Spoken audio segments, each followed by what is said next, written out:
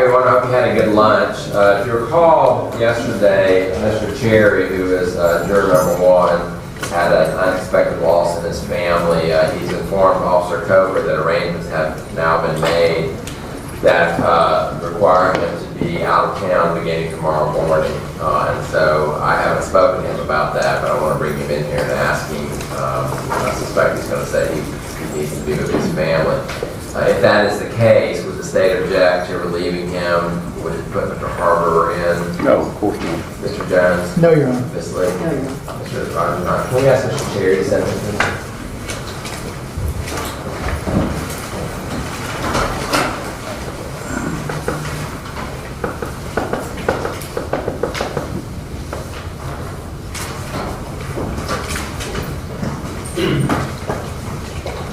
Mr. Chair, just have a seat there.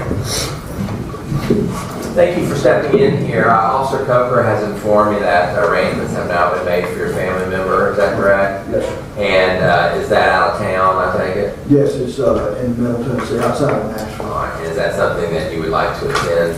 Yes, and if, I've been here the whole time. If it was feasible, I can go down for the funeral, which is on Thursday, and come back on Friday. But I don't know if the court... I have no idea predicting where we will be. I know we're going to be here tomorrow. I'm not sure about Thursday. If it's something that you need to attend, which would certainly be understandable to the court, what I would do is go ahead and relieve you. Is that what you're requesting the court to do? Yes, sir. Okay. At least for Thursday, for the funeral. It would have to be for the whole, because I have to keep going. Okay. And so everybody has to be here for the whole thing. I don't think there's any objections from any of the attorneys. We all understand that. We do appreciate your service, Mr. Cherry, but this time I'm going to go ahead and excuse you and allow you to leave. Thank you for your service. Okay. This time you're free to go. Thank you. All right, can you let Mr. Harbour know he's down seat number 1?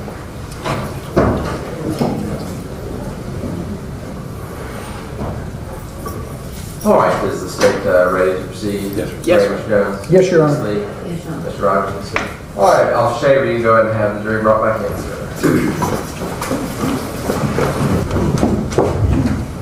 All right, we may be seated. State way to call, jury. Yes, sir. Way to call, Mr. Jones. So waived, Your Honor. Ms. Lee? Mr. Rogers? Welcome back, folks. Hope you had a good lunch. As you see, Mr. Chief, unfortunately, has had a sudden loss in his family. Folks are aware of that, but he had an unexpected loss, and so I have excused him so we can proceed with the trial, which means Mr. Harbour, you are now juror number 1 and will be participating in deliberations. Ms. King, you are our next alternate, and then Mr. Lange, you're our last. So nobody gets sick. All right, we're ready to continue the state's case. General, please call your next witness. Mr. Bates? Sir, if you please come forward, take the witness stand.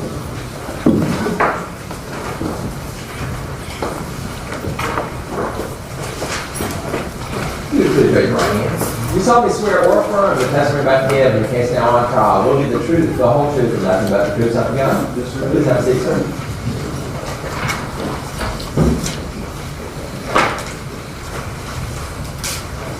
Give us your name, please. James Russell Davis, second. Back in 2015, where were you employed? Employed as a special agent and forensic scientist for the Tennessee Bureau of Investigation Crime Laboratory in Nashville. How long had you been with TBI? I had finished 35 years. At that time, it would have been 34. So when did you retire? January of this year, I finished out 60 years of living. They told me to retire, and I was retiring in February.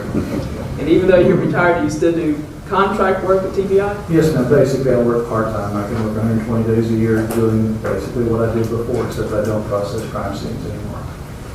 Tell us about your educational background that allowed you to hold that position. I have a Bachelor of Science degree in chemistry from the University of Tennessee at Martin. After completing that, I worked briefly at the University of Tennessee at Knoxville as a graduate teaching assistant in the chemistry department. And I was hired at TBI because I had the requisite chemistry background to go work for them, and I was hired in the microanalysis unit. Completed an 18-month training period before I was allowed to do any casework.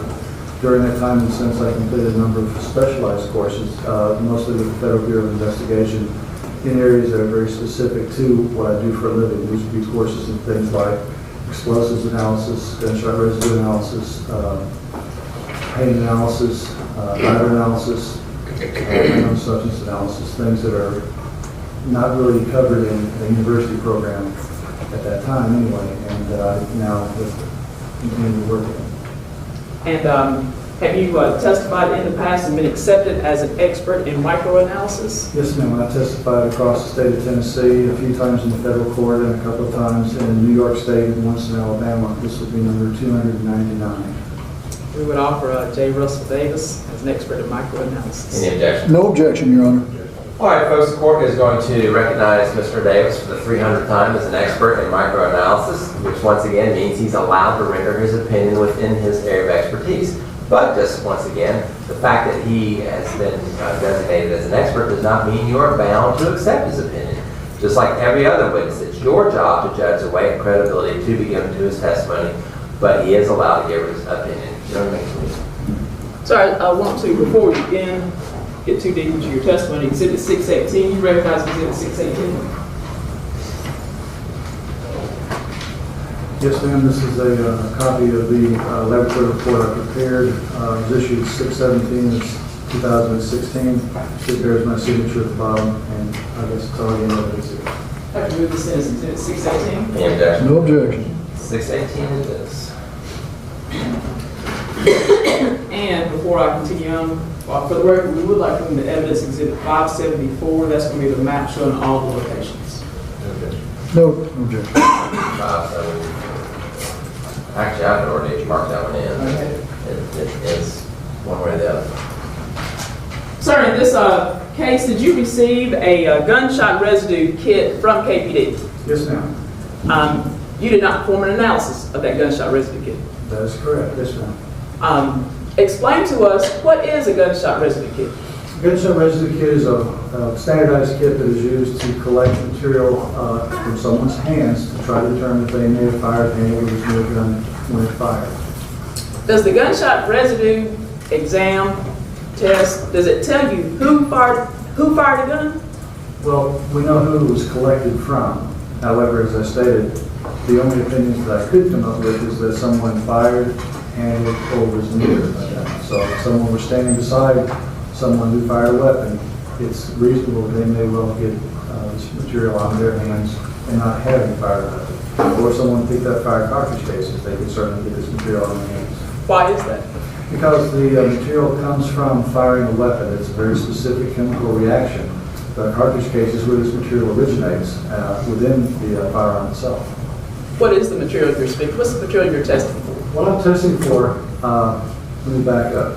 When you pull the trigger on a weapon, a lot of things happen mechanically. The end result is the hammer or firing pin falls. It strikes the back of an unfired cartridge case on the end opposite the bullet. What it's hitting is a little device called a primer. That primer acts basically as a small match to light a forest fire. That little spark that it makes, because it's been hit, is going to make the gunpowder ignite, burn very rapidly, and the bullet goes down the barrel. What I'm looking for is the leftover material from that primer, not the powder, nothing from the bullet, or even the cartridge case. These materials that are found within the primer are very specific. They're made from the metals called antimony, barium, and lead. And that's what I'm looking for. That's basically it. And so that comes out from the gun, and I guess that comes out through the barrel or through the cylinder, or? Well, if it's a revolver, the design of the weapon is to push the bullet out the barrel. So a lot of it's going to come out the end of the barrel. Any area that's not gas tight, such as in a revolver, when one loads it, there's a cylinder there, and there's a gap between the end of the cylinder and the beginning of the barrel. And so there's a lot of material that comes out there. It's in the vicinity of the hands. For a semi-automatic weapon, there's an ejection port, which is part of the operation of the weapon, where the cartridge case is kicked out and the weapon reloads semi-automatically. And that is also not gas tight. And so this is all in the vicinity of the hands, which is why the hands are the first area to be checked. Now, so let's say that that material gets on the hands. When will be the best time to test the hands to see whether or not that material is present? Well, the sooner the better. This material is trapped in the oils that are on our hands. Anything that happens to that oil takes that material away. So if you have soap and water and wash your hands, the material's gone. As time goes by, our bodies replenish these oils, so it's going to naturally start to dissipate. I would expect that after 8 hours, for most people, if they haven't washed their hands or just doing the regular walking around things, it's going to be greatly diminishing and probably not be able to find it. It could be as low as 4 hours. Occasionally, maybe more than that. But it's very time sensitive, so the sooner the better. And so in this case, the gunshot residue kit that we submitted to you, explain to us the type of gunshot residue kit that it was. Okay. Starting about 1976 and going up until June of 2015, the hands were sampled by basically taking a cotton swab that had been moistened with a little bit of dilute nitric acid and scrubbing the surface. What this does is it picks up all the materials that's on someone's hands and dissolves it onto the swab. This is done for the palms of each hand, the backs of each hand, and there's a swab that has nothing done to it except the nitric acid is put on as a control to validate that the kit is clean. What I would do then is I would take those swabs, chemically digest them, and I look for the levels of antimony, barium, and lead. First of all, are they present? That's the first step. Second is how much is there? Because this stuff can be out there in the environment in very low levels, so we know how much is supposed to be on someone's hands and start level versus what may incidentally be on their hands. Third, it's a chemical reaction, so we know that there should be a certain ratio of these materials one to another. So is it there? How much is there? Is the proper ratio? That allows me to give an opinion as to whether it was, I don't call it gunshot residue, I say elements indicative of gunshot primal residue were present. And this results in the case someone could have fired and it was near that. If it falls short in any of those categories, then the test is inconclusive and I can't really say anything. And if I don't find anything at all, then it's absent, but I still can't exclude the possibility. Starting approximately 2 years ago, we switched the kits. What we did is we went to a kit that has got a little aluminum disc with some sticky material on it. We take that and it goes across the hand and dab it. This doesn't dissolve the particles, we're actually collecting those particles. These particles have been taken to an electron microscope, which allows me to look at them, because this came from a very hot combustion material that suddenly condenses. It's like hailstones. It's going to be little bitty microscopic particles that look like droplets, and they also contain antimony, barium, and lead.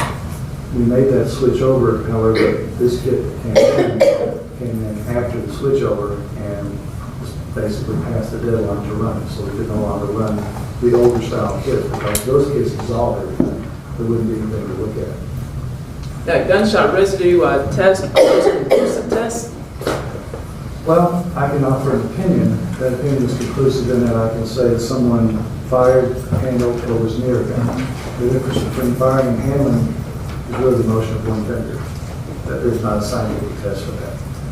The fact of the matter is if I do find gunshot primal residue, then that had to come from a weapon being fired. Specifically how it got there is the rub. You know, it had to come from somebody firing that weapon, handling the weapon, or being close to it when fired. Is it an investigative tool? It frequently is an investigative tool. If there is someone who has been developed as a suspect of a shooting incident, and they make certain statements, and the material comes into us to test, and that contradicts their statements, then the investigation would definitely be something that would continue. I often go to court, and it's offered as a level of proof. It's up to the jury how to weigh that. Thank you. Ms. Lee, you may proceed. I have no questions, Your Honor. Mr. Rogers. Just so we're clear, you didn't perform any analysis in this case? None whatsoever. That's all. No. So everything you testified to, we can just sum it up, is that KPD was using an antiquated test kit and thus no analysis was performed, correct? That's the bottom line. Yes, sir. So how often in your 300 times of testimony have you been called? Do you still live in Middle Tennessee? Yes, I still do. How many times in your 300 now, this being the 300th time testifying, have you been called to explain the shortcomings of a local police department? Thanks, Your Honor. I want to sustain, rephrase this. How many times have you been called to testify that no analysis was performed? Just a few, although the circumstances were considerably different. This is the first time I've ever been asked to testify as to why I did not perform a kit, an analysis on a kit that was outdated. And what you're doing is just explaining or justifying. I'm explaining it. I can't justify anything. All right, and you can't test if you're not given the subject matter in the appropriate form, correct? Yes, sir. I could not run this test kit in the method that we use now. And the Tennessee Bureau of Investigation that you work for 35 years works on a regular basis with local law enforcement agencies, correct? Yes, sir. We work across the state. And you would have apprised local law enforcement agencies of a change in standards and what you expected with regards to test kits. Yes, sir. A memorandum did go out notifying effective June 1st, 2015 that this kit would be going to a different form. On information and belief, would you consider the Knoxville Police Department a department of significant size that they would have been sent that memorandum? They should have been, yes, sir. And so if I submit to you a sample was taken on either December 17th or December 18th, 2015, then that would have been a substantial time after this memorandum went out, correct? Yes, sir. Nothing further. Thank you, sir. Redirect. Thank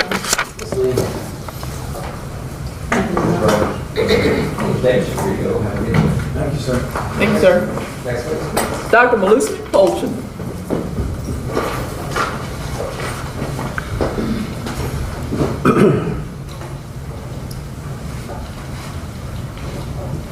Thank you, Russ.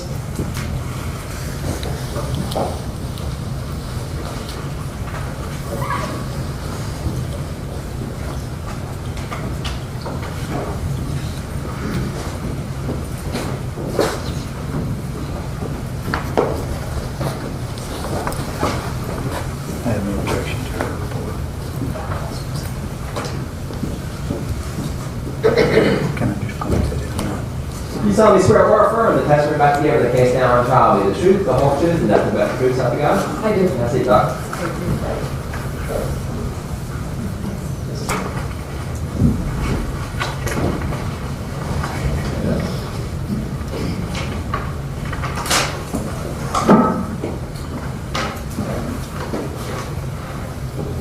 Bottle of water.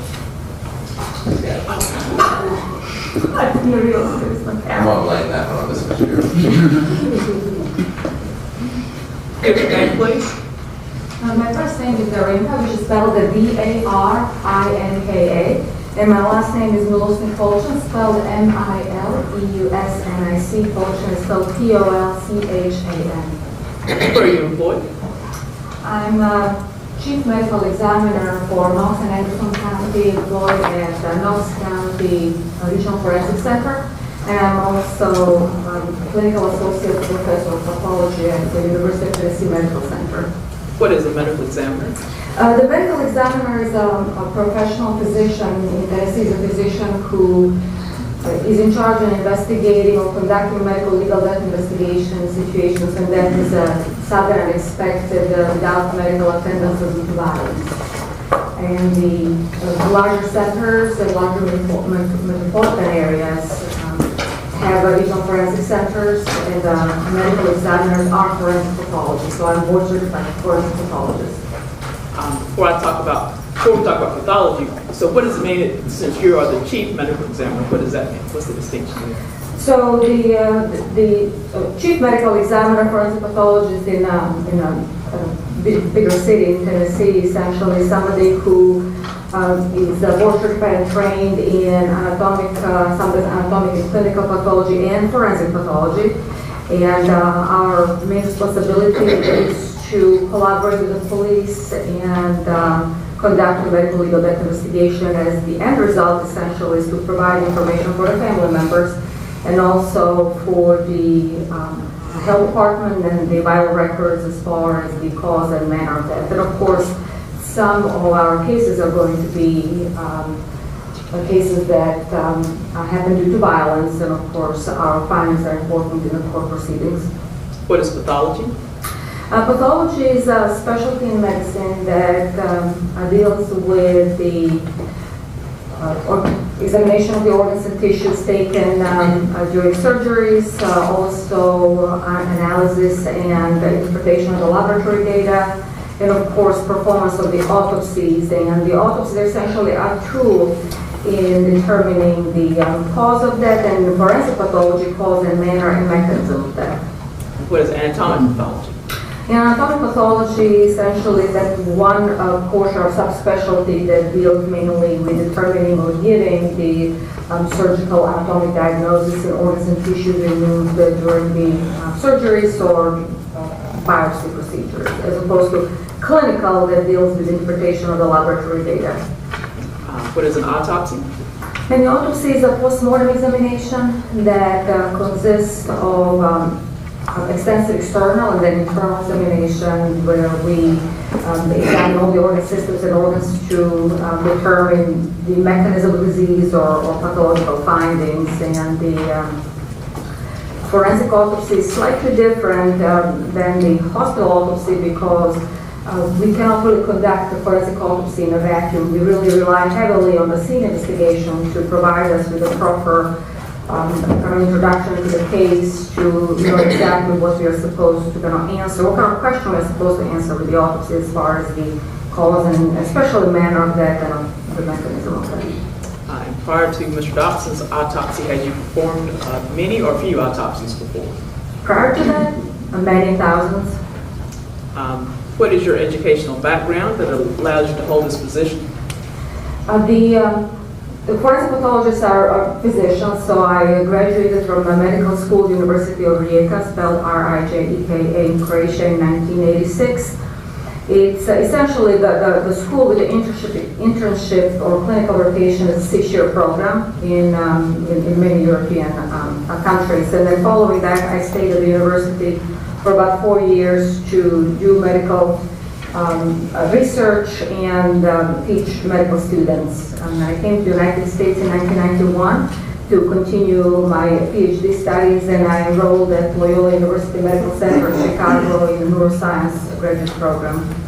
And following that, in 1995, while I was finishing and completing my PhD, I also was accepted at pathology program for Loyola University Medical Center Chicago. That's where I trained and finished my anatomic pathology training, and then transferred to Cook County Office of the Medical Examiner the very last year to complete forensic pathology training. And I'm board certified in anatomic pathology, forensic pathology, and I have a PhD in neuroscience. Have you testified and been accepted as an expert in forensic pathology? Yes. We would offer Dr. Mileusnic as an expert in forensic pathology. Any objection? No objection, Your Honor. All right, folks, the court will recognize Dr. Mileusnic as an expert in the area of forensic pathology. Again, that allows her to render her opinion. Once again, you are not bound to accept that opinion. It's your job to judge the way compatibility to be given to her testimony, but she may render her expert opinion. She performed autopsy number A15-831. Yes. And who was the victim? The victim was Zaevion Dobson. Good if you can walk us through your autopsy of Mr. Dobson. So the Zaevion's case was reported to us in the evening hours of December 2017-2015. And our investigators went to the scene to conduct scene investigation and provide some initial basic information to me. When Zaevion came to our office, we always follow similar procedures as far as properly identifying the individual. Then we conduct an X-ray examination of the body to see if we can identify injuries in some foreign bodies, especially if it's a gunshot wound injury, meaning the retained missiles, retained bullets. And then my examination follows that with a complete external examination, including the clothing items, external examination of the body, with particular emphasis on the injuries. And photographs are taken throughout the entire process because that's essentially our evidence that we retained indefinitely. And then internal examination is conducted in order to assess the injuries, to obtain blood and other fluids for toxicology testing, and of course to retrieve the bullets and retain, and that's exactly what happened in this particular case. The photographs that you took, do those photos assist you in explaining your findings to the jury? Certainly, yes.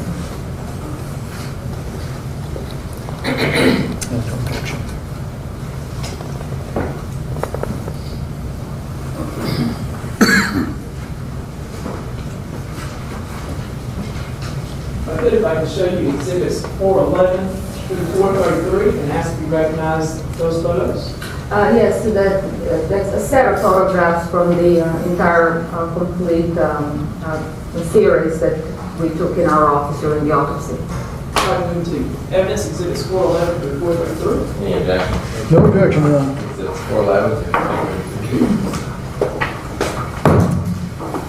Publish those to the jury. Unfortunately, maybe they're on lunch. I'm just taking it one up here. I'm sorry. While we're waiting, could you look through the approach?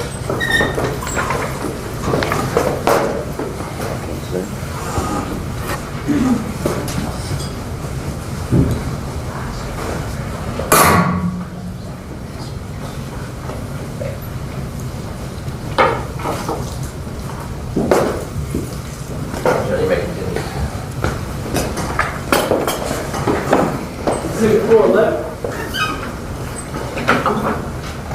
Let me give you the photos.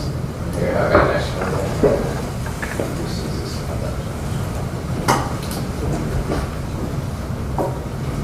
So 411 is the photograph that depicts part of Zaevion's body as is with all the clothing items. Our investigators and sometimes police put the evidence bags in case we need to retrieve or for any evidence if there was a close contact between the assailant and the victim. And the wetness, of course, that comes from releasing urine, but that usually happens as a part of like an agonal or dying process, which indicates something about how fast the individual died. 412. And it just shows that the lower part of his body, he was fully clothed. Of course, it was December. It was an end of semester, and he didn't have sweatpants and his gym shoes. And there was really not a lot of blood on the gym shoes, which sometimes can also be useful in determining what really kind of happened and transpired at the time of death. 413. On the right upper chest area, so that would be, the neck would be here. This is the right shoulder, and that was one of the defects on the clothing items that corresponded to the gunshot wound on the body. So it was consistent with the gunshot wound of entrance on the body, on the right upper chest and shoulder area. 414.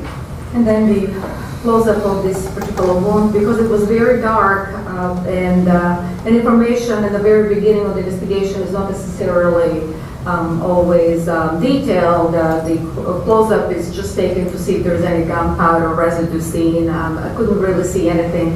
And Zaevion did collapse kind of face down, so some of that transfer could be from the porch where he was laying. 415.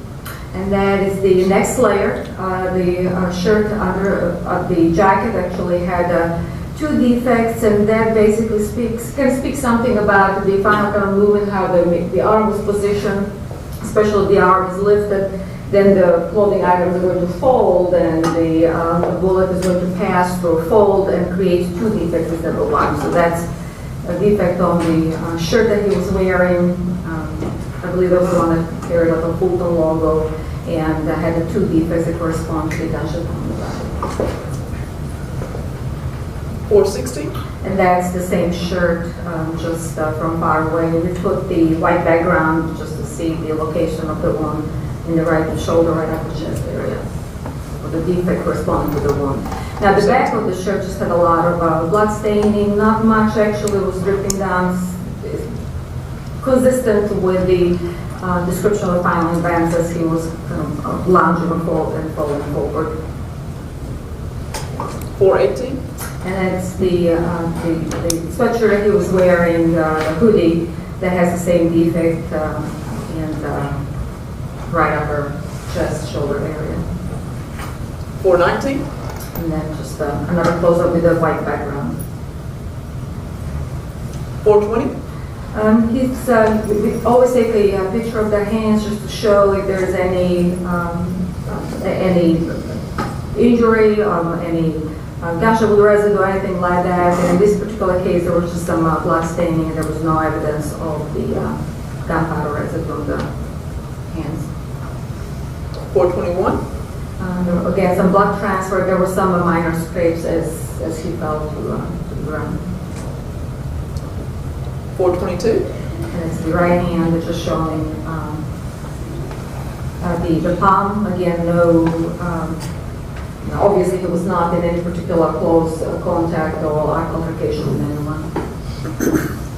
423. And in the left hand, similar to the right hand, just shows some transfer from the porch as he fell, and then some blood transfer with some minor scrapes and no other trauma. Everything consisted of him collapsing.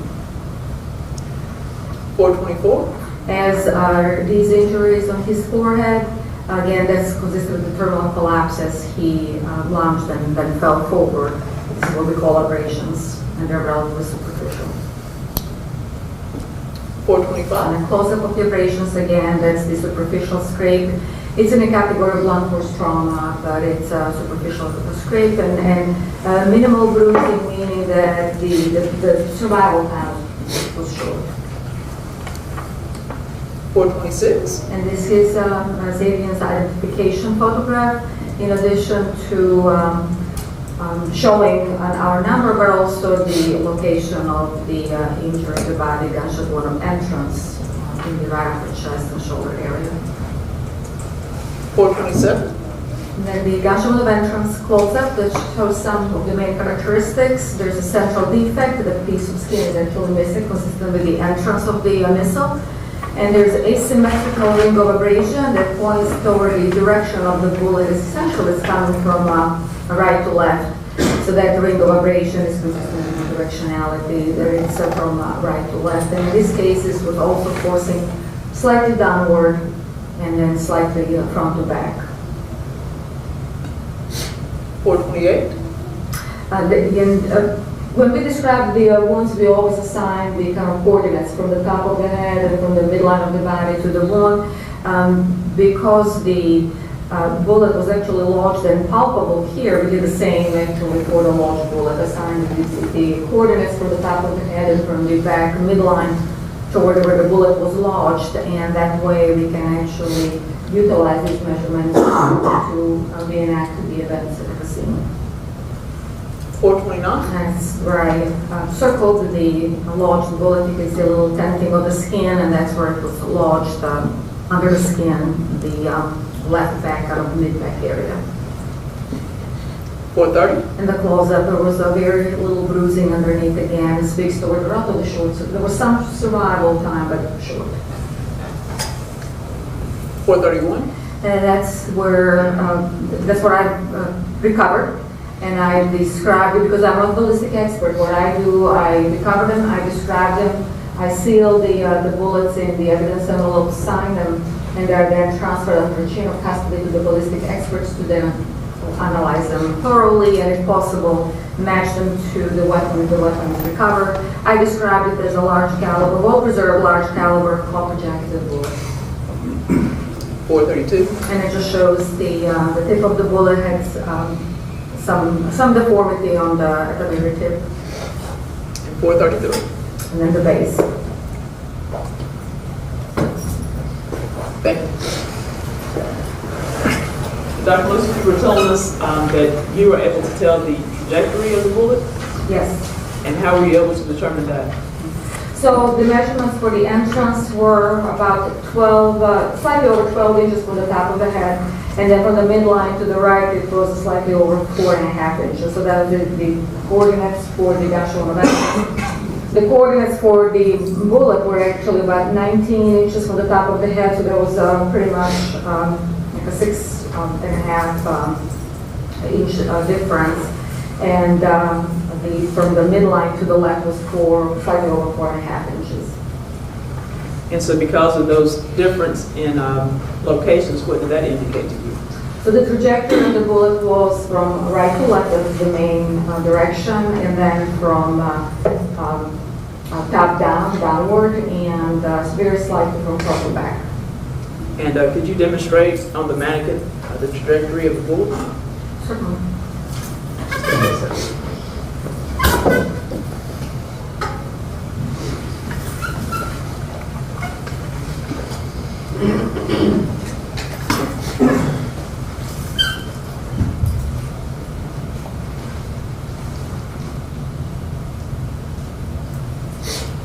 So the location was under the clavicle and the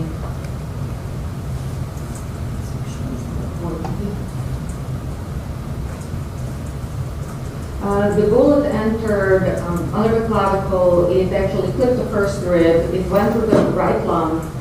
It also involved the bronchus, or the right lung connects to the trachea, or the main windpipe.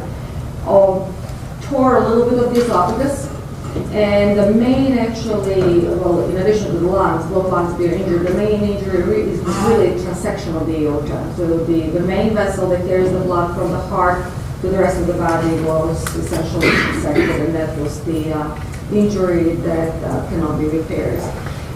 It then crossed the middle of the body and then went toward the right back. I'm sorry, the mannequin is a little resisting me, but it went to the left lung, so it involved the right lung, the trachea, the esophagus, the aorta, and then goes into the left chest where it hits the left lung. I'm just going to leave it like this because I can do more.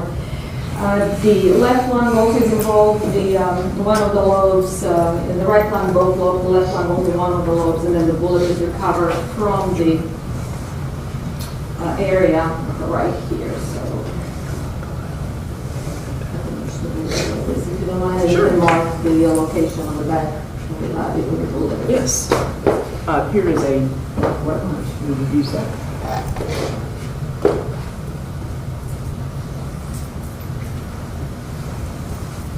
Now, with at the scene, there was some blood from Mr. Dobson's mouth. Can you explain to us why that would be? I'm sorry? Blood from the mouth. Oh, well, because the lungs are affected. The lungs bleed profusely, the trachea is injured, and so all the blood from the injured lung is filling with the trachea and then coming through the trachea and larynx through the mouth. The injury that Mr. Dobson suffered, would that be consistent with him going down? Yes, if we position, probably likely, if we position him here, and depending where the shooter is, definitely would be consistent with him going down. And as I said, the lighter shirt underneath, when the arm is moved, then we fold and create the double defect going through the folding shirt. So it would be consistent with his arms out? And slightly forward.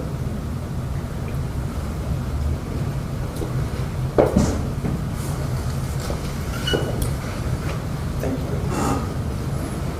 Now, did you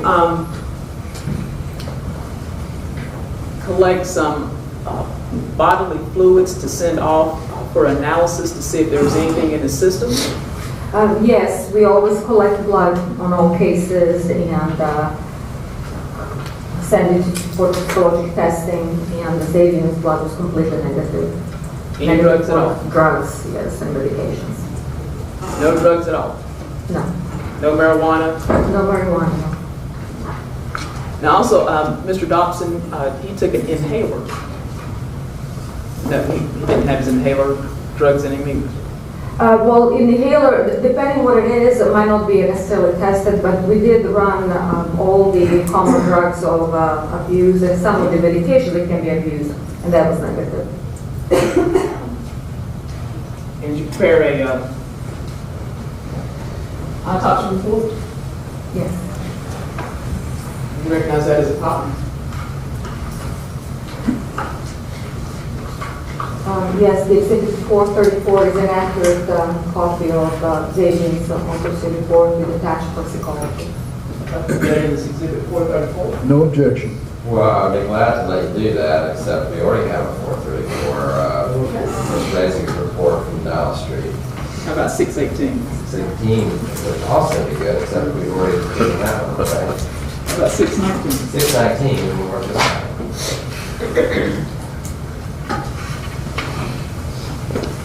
And Dr. Mileusnic, what was the cause of death? The cause of death of Zaevion Dobson was gunshot wound of the chest, And the manner of death? and the manner of death is homicide.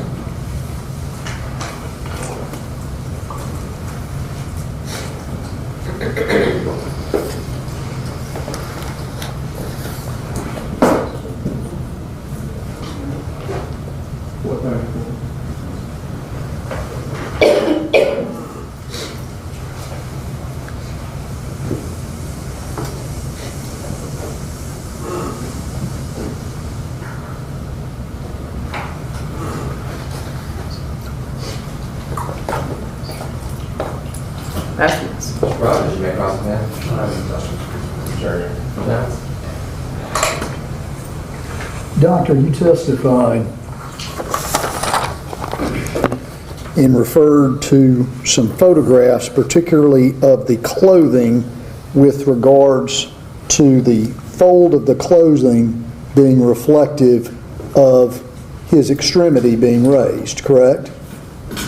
Yes, I turned to raise with this slight forward motion. Yes. And just so that we're clear and for the record, you were moving your right arm slightly forward when you were answering my question, correct?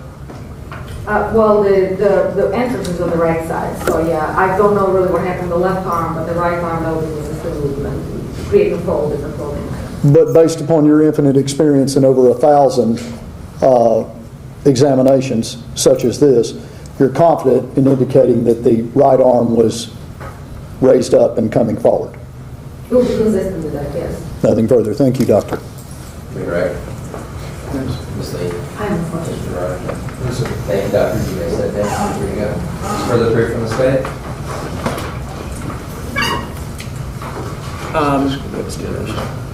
Oh, Thank you, Dr. I have that.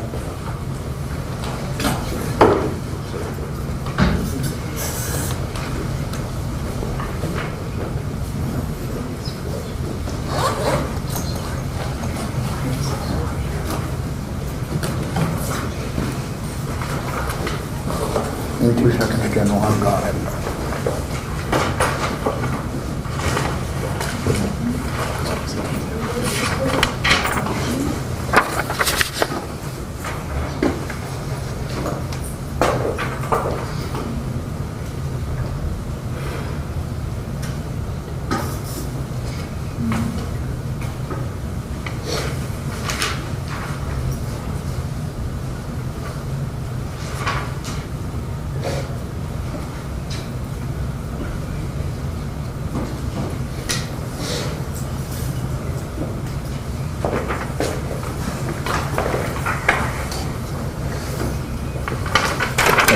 Sorry about that.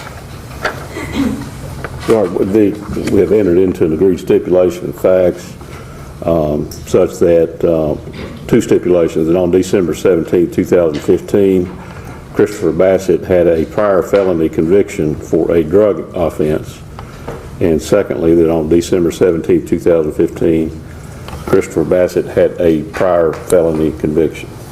All right, folks. I'm sorry, Mr. Dennis. This is Mr. Bassett's stipulated. Yes, Your Honor, he does. So, folks, the parties being the state and Mr. Bassett have entered an agreed stipulation, as just announced by Mr. Morgan. They stipulated certain facts that are now agreed to consider. Any further proof from the state? Judge, that would be exhibit number 620, and it's signed by Mr. Bassett. It's currently in the state. 620. Further proof? State record. All right, folks, at this point, the state has kept the rest of its case in chief. You have not necessarily heard all the evidence that will be presented to decide this case. Once again, the defendants have no burden of proof, but they are given an opportunity to present evidence through witnesses and exhibits if they wish to do so. At this stage of the trial, I always have to take a recess to confer with attorneys about certain legal issues. I will bring you back in here either 5 minutes from now or about 40 minutes from now. I don't know which it will be. It's just I need to talk to lawyers first. So please do not discuss this case among yourselves. You may leave your notebooks and chairs. I'll see you here in a few minutes for my witness.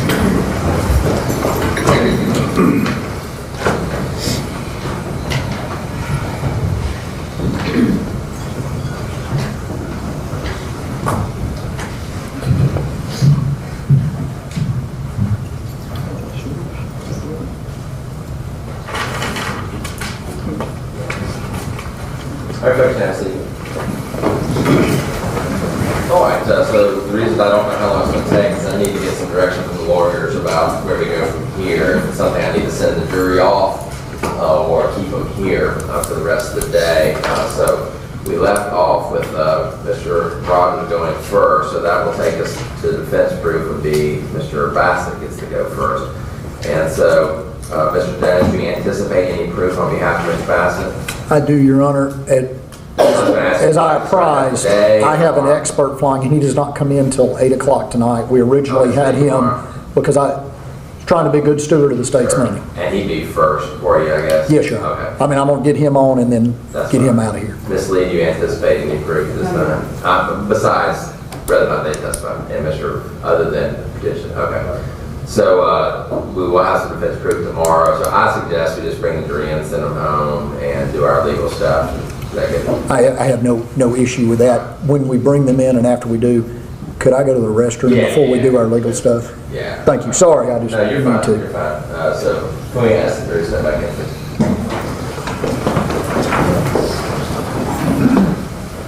Have a seat. Stay by the conference. Yes, sir. So what, Your Honor? All right, welcome back, folks. After consulting with the attorneys, I've determined that the best course of action at this point will be to send you home for the evening. We've got some legal issues that we'll take up while you're gone this afternoon. I think keep you around here for an hour or two before we take the next part of the trial. This is a good place for us to break. So I'm going to send you home with the same instructions I've sent you home every other day. That is, do not discuss this case with anyone.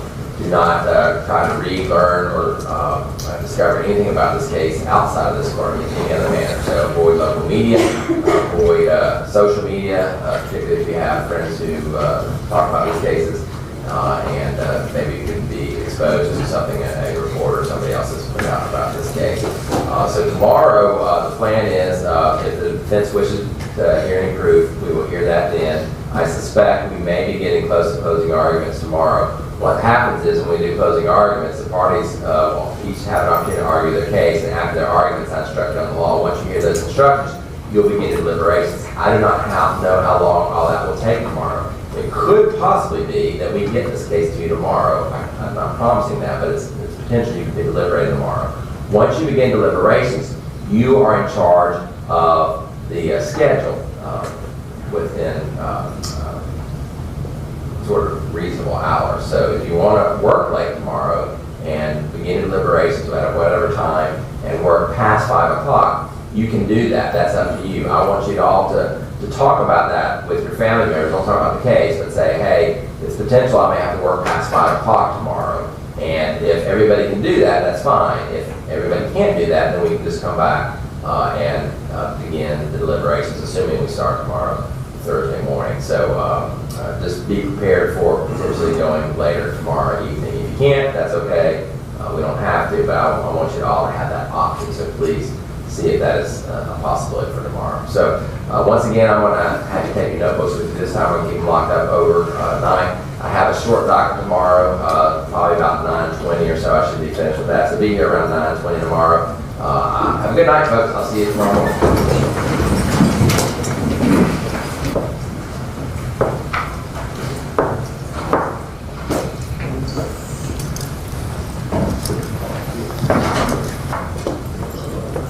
All right, welcome back, everyone. Let's take up our legal issues. Mr. Jones, I'll begin with you. Mr. Stand up already. I wasn't trying to just jump up there. I was just there. Obviously, Your Honor, we'd make our Rule 29 motion at this point in time. I don't know how much argument that the court wants to hear relative Do you to really it. feel like putting on the record? Well, Your Honor, I think it's clear from the record relative, particularly the issue of any premeditation, anything of that nature. I think this court needs to eliminate that from jury consideration. I think the evidence is quite clear, particularly with regards to Mr. Bassett, that at most that something that could be returned would be in the reckless homicide type nature or in a reckless endangerment type offense. So that being said, Your Honor, obviously we would make a Rule 29 motion at this point in time. Consider Ms. Lee.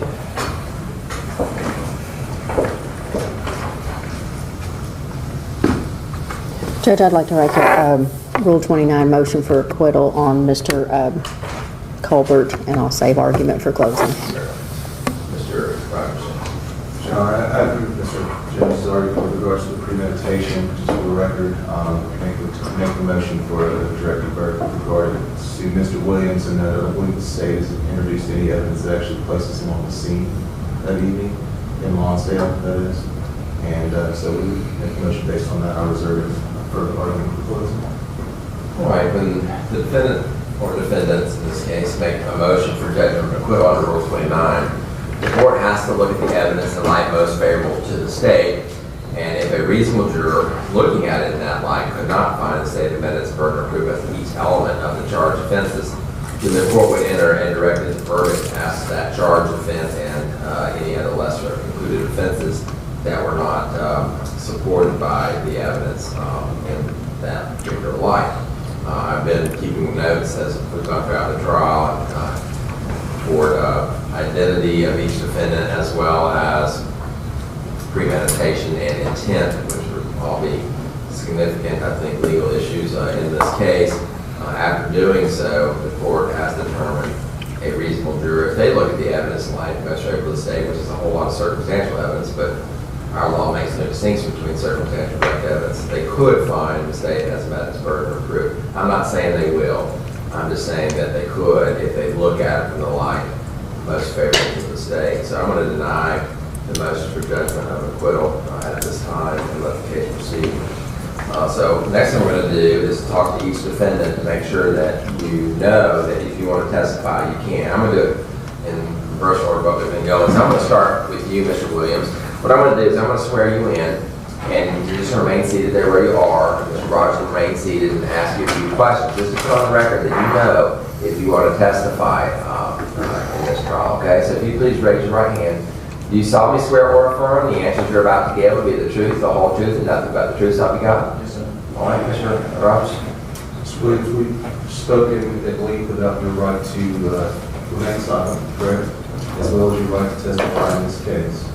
And you understand that you can testify that it is your decision whether or not you testify, and that it's not a decision that I make, but a decision that you make based upon my advice. Is that correct? And you made a determination on whether you want to testify in this case. Can you say that to the I don't want to testify. All right, and you know if you want to, you can, regardless of what anybody else says. That's your choice. You understand that? Yes, sir. All right. Now you can change your mind all the way up until the point where your lawyer says the defense rests for you. Okay. So if you decide you want to testify, you can at any point. But once he says that, the only potential testimony you could give would be in rebuttal to somebody else's testimony. You understand that? Yes, sir. All right, Mr. Colbert, would you please raise your right hand, sir? Do you solemnly swear or affirm the answers you're about to give will be the truth, the whole truth, and nothing but the truth, so help you God? Yes, sir. All right, go ahead, Ms. Lee. Mr. Colbert, have we discussed your right to testify or not testify? And have I influenced your decision or discussed to you about your right to testify? Yes. Okay. And have you made a decision about whether or not you want to testify? Yes. And what is that decision? No, I do not. And you do understand if you wanted to, you could, regardless of what anybody else said. You understand that? Yes, sir. Now, once again, you can change your mind at any point, all the way up until the time where Ms. Lee says the defense rests. Once she says that, you could only testify and rebuttal to some other witness's testimony after you testify. You understand that? Yes. Okay, good. All right, Mr. Bassett, do you solemnly swear or affirm the answer you're about to give will be the truth, the whole truth, and nothing but the truth, so help you God? Yes, sir. Mr. Bassett, you and I have discussed and you have given considered thought to whether or not you wish to testify. Is that correct? Yes.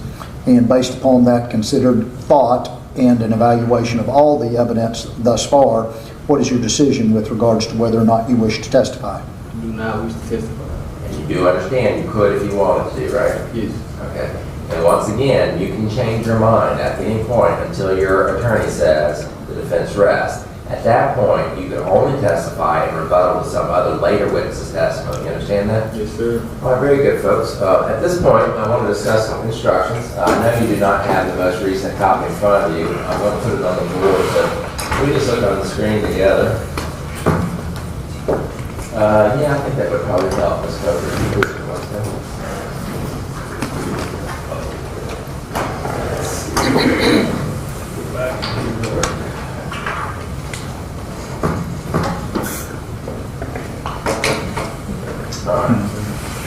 So there is a little bit different in this opening instructions due to the fact that we have multiple defendants. So the first change is down here where we list all three presentment numbers as well as the counts that correspond to the first degree murder, which is count 3, and the first degree murder, which are those counts, employing a firearm during dangerous felony, which are these counts. And then Mr. Bassett has counts 1 and 2 against him as well. And so this part, the next paragraph is always in there when you're talking about multiple counts within an indictment, that each charge is a separate distinct offense and they have to consider each one separately. Now the next one is when you have multiple defendants. It says you should give separate consideration to each defendant. Each is entitled to have his case decided with evidence in law which is applicable to that particular defendant. Any evidence which was limited to a particular defendant should be considered by you only for that defendant. You can acquit all or convict all, or you can acquit one or more and convict the others. If you cannot agree as to a verdict as to all defendants, but do agree upon a verdict as to one or more, then you must render a verdict as to one or more of which you agree. So any questions about that? Any objections? No, Your Honor. No, sir. Now we will get into the elements of the offenses. I've put them in here in numerical order. I just think that's the fairest way to do it. So counts 1 and 2 have to do with Mr. Bassett only. These are the unlawful possession of a handgun that may convict a felon. I put in a stipulated wording for the difference in counts 1 and 2, felony drug offense and then a prior felony. And then it's knowing it. Then this always goes along with it. If he's been found, if they find him in a crime or crimes, they can only use that for this count to determine if he had a prior felony or not as proof of disposition. So any issues with that? Anybody? No, Your Honor. There are no lessons for that. Now the third count is the first degree murder of Mr. Dobson. This is premeditated, so I'll have the definition of premeditation in a minute. But what we've done in the pattern jury instructions, we have now added the definition of intentionally right after the second element. It's technically it's not part of the element, but the way we've been requested to instruct is to put that definition in there with that particular element. So I have done so. This also includes, the wording that a defendant's conscious objective may not be to kill a specific victim, and so. Since we do have multiple victims in this case, in the other counts, I've added that here. And then there's the definition for premeditation. Any questions on that? No, sir. All right. So now we'll go to the lessers for count number 3, and there's a bunch. Due to the fact we have multiple defendants here, the court has charged facilitation in this case. And I put out the elements for facilitation here. This happens to be the charge offense of first degree, facilitation of first degree murder, the lesser offense in count 3, facilitation of first degree murder. And so the jurors are going to be referring back to this a lot because every time there's facilitation, these are the 3 elements that they have to look back to. And the next lesser that I have is second degree murder. And then I put in the definition of knowingly because it's different for this offense than it is for the standard knowingly definition. And then of course intentionally goes along with that. And then we also instruct now voluntary manslaughter difference with a second-degree murder instead of waiting till second-degree murder due to the order of consideration instruction. So that paragraph's in there. The next lesson that we have, of course, is facilitation of second-degree murder. What I've done here, instead of repeating all those facilitation elements, I just refer them back to page 6 where facilitation is listed and tell them to insert the elements of second-degree murder for there. Then after that, we have voluntary manslaughter as our next lesson. And again, the distinction between voluntary manslaughter has been explained above, as following. Next would be facilitation of voluntary manslaughter, again referring back to page 6. Next we have reckless homicide with the definition of recklessly, which is very specific to that particular charge. And then of course facilitation would be next of reckless homicide. And then we have criminally negligent homicide with the definition of criminal negligence there. And then of course the last would be facilitation of criminally negligent homicide. So any questions about count 3 or the lessers? Your Honor, the state will just say, in this case, I don't know if there's been any proof that the victim did anything to cause the defendants to act. Voluntary manslaughter. I've gotten in the habit of charging these and not really thinking about it, you know. So you're asking that voluntary manslaughter not be charged? Yes, sir. What do you say about that, Mr. Jones?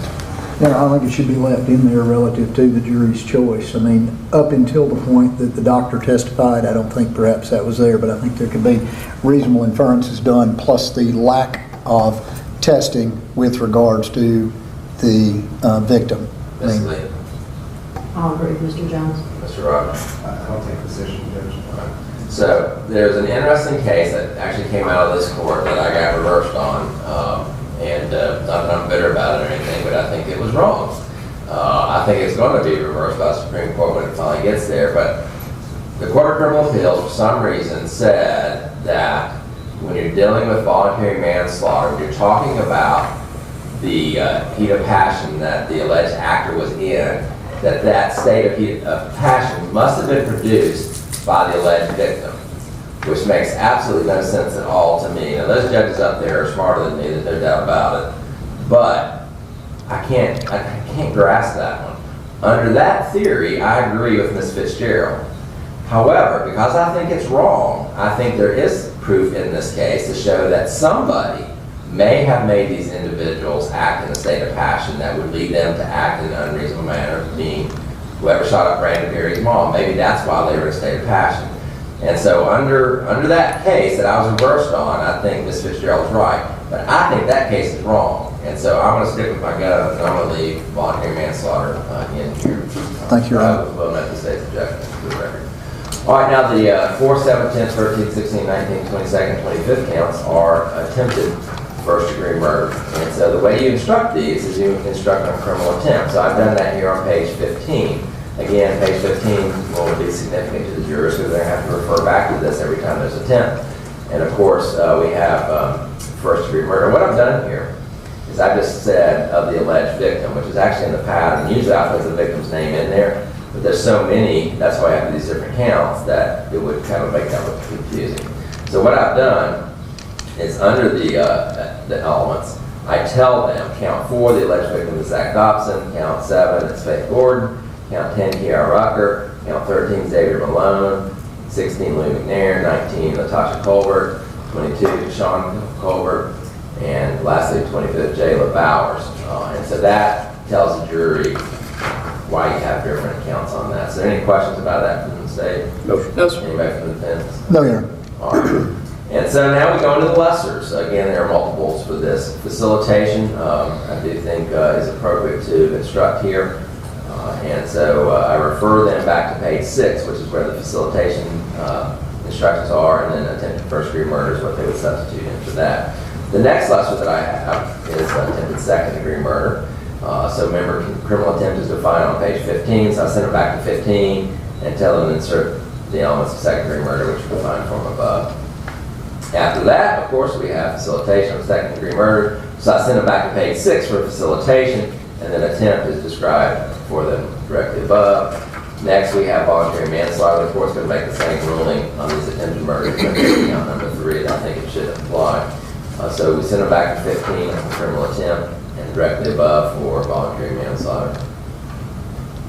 And then next we have facilitation of attempted voluntary manslaughter, so they go back to page 6 on that. Next we have reckless endangerment. Since it is not alleged that a deadly weapon is used, it is not the felony level, it is simply the misdemeanor one. And then I've defined, am I wrong, John? Yes, I believe that Is there a case recently that said that in Carlos Campbell. It's not statutory, it's the same one though, isn't it, Carlos Campbell? Carlos Campbell's first case, they said that reckless endangerment Is not. is not. Oh, okay. But, all right, I need to go back and check that. Yes, sir. I was thinking, yeah, let me go back and look at that one now.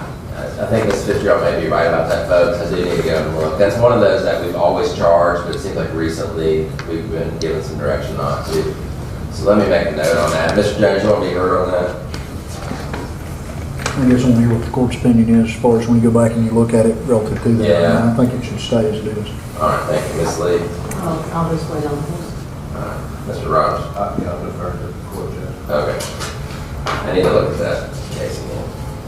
And I can forward that to everybody.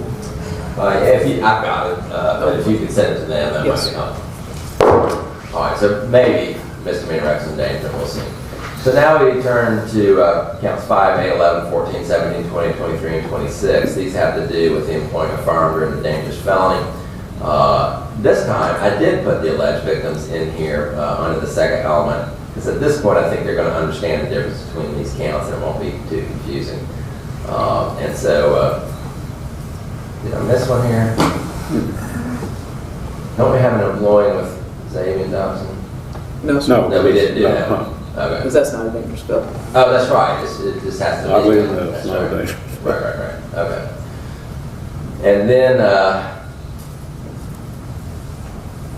this paragraph I've added, I want you to look at this and tell me if y'all have any problems with this. So here's the deal. When you're talking about employing a firearm during a dangerous felony, a defendant can be convicted on that if the dangerous felony fits in that category. So I think it's 3917, 1324I, if I remember correctly. Of the ones that are possible lessers in this, there's only 3. Attempted first-degree murder, attempted second-degree murder, and attempted voluntary manslaughter. Nothing else can support a conviction for this. So what I've done is I've added this paragraph. I said, if you find a defendant not guilty of attempted first-degree murder of one or more alleged victims, but you do find him guilty of a lesser included offense of attempted first-degree murder of a specific victim, you may also find him guilty of employing a firearm during the commission of that dangerous felony if that lesser felony for which you found him guilty is attempted second-degree murder or attempted voluntary manslaughter. If you so find, you must indicate on your verdict forms which dangerous felony you unanimously found the defendant guilty of during the employment of the firearm. Because they have to be unanimous on which underlying dangerous felony it is. So I know that sounds kind of confusing the way it's worded there, but I've worked on this for days, really. That's kind of the best I can come up with. Joe, what do you think? We're good with that. That's fine. Mr. Dunn? I think that's adequate. Ms. Lee?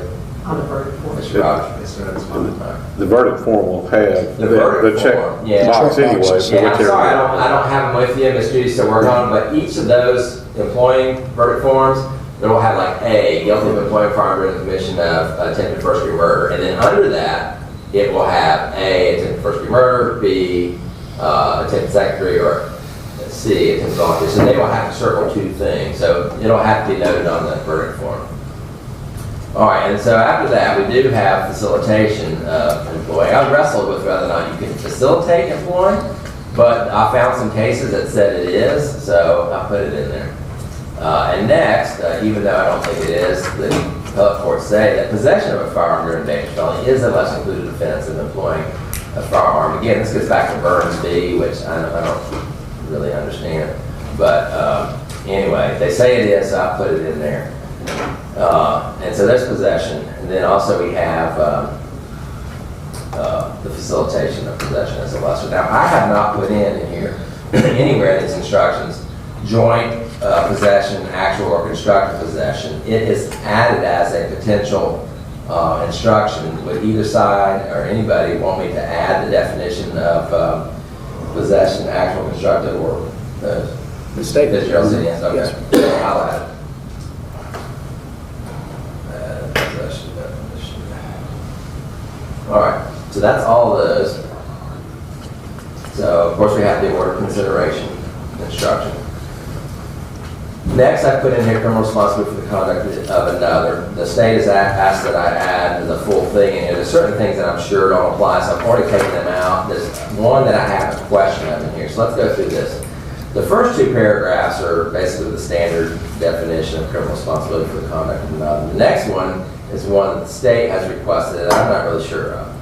It says a defendant is criminally responsible for an offense may be found guilty not only that offense, but also for any other offense or offenses committed by another if you find beyond a reasonable doubt that the other offense or offenses committed were natural and probable consequences of the original offense for which the defendant is found criminally responsible, and that the elements of the other offense or offenses that accompany the original offense have been proven beyond a reasonable doubt. So, Joe, what offense do you think is a natural probable consequence of another offense in this case?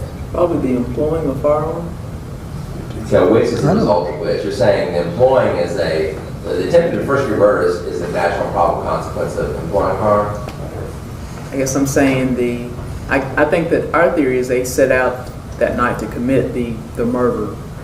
The attempted murder flows from that, and then the employing of firearm in this situation flows from the Okay. attempted. So I had it the other way around. You're saying they intended to commit attempted first, and then out of that was arming themselves and shooting. Yes, sir. Okay.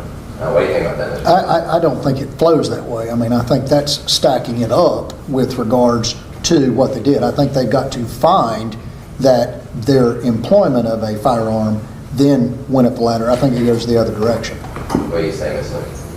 I'll agree with Mr. Jones. Ms. Rogers? Yes, sir, it does seem kind of backwards to me too, as far as whether there would be a natural, a probable consequence of an attempted murder would be firearm. I think that's... Well, here's the thing. It can't flow backwards if it's going to first-degree murder. You can't have a first-degree murder be the natural probable consequence of another offense. That would be felony murder. And the instruction specifically says that. Generally, I would agree with the state, except for the nature of employing a firearm during a dangerous felony, because it's almost one of those offenses that doesn't have much mens rea or intent other than just you're doing it. So I'm not really sure I see the state's argument in that. Can you maybe expound a little bit more? I mean, to me it sounds like you're right. They set out to kill some folks, and in the course of doing that, they employ a firearm. So I don't see how one person would be criminally responsible for somebody else doing that as a natural probable consequence. Can you explain that a little more, what you're saying?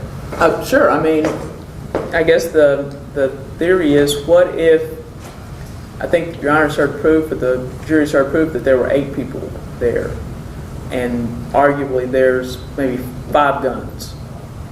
Arguably 3 people do not have guns. And so just because those 3 people do not have guns, what we're saying is that that you had the intent of setting out to commit the murder, and the fact that that you're armed with guns, and the guns were used in the commission of that offense. We believe that's a natural and probable consequence of the Going out to shoot somebody. Yeah. Well, here's what I'm going to find. I do think that the instruction is an accurate statement of the law. I don't think that's the state's best argument, but I do think there's sufficient evidence to at least instruct it. I don't think there's any harm in instructing it, so I'm going to leave it in there over defense objection. All right, the rest of it, some of this is optional, some of it's not. I put this in here not knowing what the evidence is going to be, but I said in deciding the criminal responsibility of the defendant, the jury may also take into consideration any evidence offered that the defendant attempted to thwart or withdraw from any of the offenses that follow from the original offense. Not knowing what the defense proof or argument is going to be, I think it's always safer to put that in there in case they want to argue it, so I've left that in there. And then to find the defendant criminally responsible for the acts of another, it's not necessary to find the defendant was present, but it has to be more than just mere presence. And then I've added, this last 2 are optional as well. So before you find the defendant guilty of being criminally responsible for said offense, you have to find all the decision elements have been made, and that it is not an offense to the person for whose conduct the defendant is becoming responsible has not been prosecuted. So in my thinking, that was granted, period. So that's how I got criminal responsibility. Anything else from the state on that? No, sir. Mr. Jones? No, Your Honor. Ms. Lee? No, Your Honor. Mr. Rogers? All right, so next is identity. I've almost put in the exact pattern during instruction here, but I've changed it a little bit. Because quite frankly, I just don't like the pattern instruction on this one. I think I'm pretty close to it, but I've added a little bit of wording. So one of the issues in this case is identification of defendants as a person or persons who committed the crime, states for identity without. This is what I think I've added. I don't think it's proof of identity may include identification testimony. This instruction in the pattern jury instruction is required to be instructed, but sometimes the evidence isn't identification testimony. So that's why I said may include, because it could be more than that as well. Identification testimony is an expression of belief or impression. All this is the normal stuff. And the bottom paragraph will change a little bit too. So again, the state has the burden of proving every element of the crime charged. This burden specifically includes the identity of the defendant or defendants as the person or persons who committed the crime for which they are on trial. In fact, considering all of the evidence, that's the language I put in there, including any identification testimony, you have a reasonable doubt that the defendant is the person who committed the crime, you must find that defendant not guilty. Any questions from the state on the identity? No, sir. Is that the same instruction we used in that Schubert trial? Yeah. Okay. Yeah. Mr. Jones? No objection, Your Honor. Ms. Lee? No objection. Mr. Rogers? That's fine. All right, next we have admission against interest. There's no confessions in this case, but there has been some statements that have been introduced. This explains what an admission against interest is. It says basically an admission of certain facts, but not amounting to a confession. That's the pattern instruction on that. Any issues on that from the state? No, sir. Mr. Jones? No, Your Honor. Ms. Lee? No, Your Honor. Mr. Roberts? No, sir. I have put flight in here. There's a couple of times that I think the state could argue flight. This is the pattern instruction on flight. Anything from the state? No, sir. No, Mr. sir. Jones? No, Your Honor. Ms. No, Lee? Your Honor. Mr. Roberts? No, sir. Next, I've included evidence of other crimes. This is 210. This is the one that has to do when you have, a lot of times it's 404B group, but it can be more than just 404B group. So what I put in here, if from the proof you find a defendant, I shouldn't say defendant or defendants.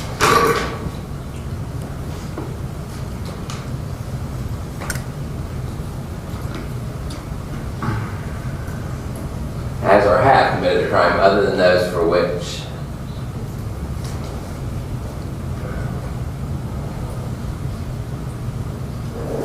they are on trial, you may not consider such evidence to prove their disposition to commit such crime as those on trial. This evidence may be considered for the limited purposes of, and I put the complete story instruction, the identity instruction, the motive instruction, and the intent instruction. I don't think any of those others apply in this case. I think I got them all. Any issues on that with the state? No, sir. Mr. Jones? No, Your Honor. Ms. Can we Lee? read that first paragraph one more time? Yeah. If from the proof you find that a defendant or defendants has or have committed a crime other than those for which they are on trial, you may not consider such evidence to prove their disposition to commit such a crime as those on trial. I think that is from the pattern, except I've made it plural. You okay with that? Yes, sir. All right. There are some definitions that I didn't include. I think I need to put handgun in here too. I don't have handgun. Let me add handgun. There's really not many, because most of them I've got up in the top. Handgun, firearm, and employee. And then I put intentionally, knowingly, and recklessly here, because these are the ones that go to employing a firearm during a dangerous felony. All the murder counts have their own specific one. So what I've done is I've said intentionally unless otherwise defined, and knowingly,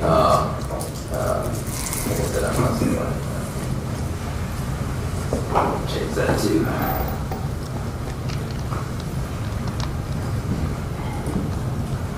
So I don't really see any other definitions that need to go in here that I've missed. Anybody think of anything else I need to add? No, sir. No, Your Honor. No, Your Honor.